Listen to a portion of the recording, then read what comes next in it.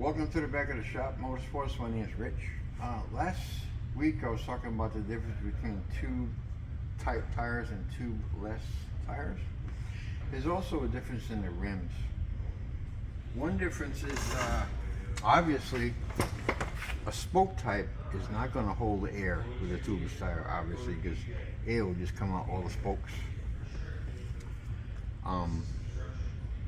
One good feature of a spoke type rim is it actually gives, when you're going down the road and hit bumps, this wheel will actually give a little bit.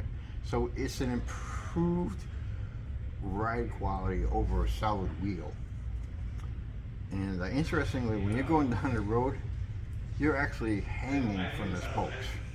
It changes, of course, when you rotate, but you're basically hanging from these spokes right here. Pretty interesting. So years ago you could tell if a tire was tube type or tubeless by looking at the rim, right? Well, that's not true today, and I'll explain it in a minute. This rim right here is cast. Now this is rigid. It doesn't give during bumps at all. Matter of fact, years ago when Suzuki first came out with cast wheels, they said if you get in an accident with your motorcycle and there's no dents in the wheel in the front, you want to look at your frame, see if there's any chip paint, flaking paint, because these rims are solid. And they claim the frame will take the hit rather than the wheel. And of course, if you get a bent wheel, which can happen, you probably most likely have a damaged frame. So on a tubeless wheel like this, one feature that it has is this little bump right here, which I explained last week, matches up with the tire. It helps the tire chafer seal. Now, if this were a tube type cast wheel, which does exist from like the 1980s, it would not have that bump right there.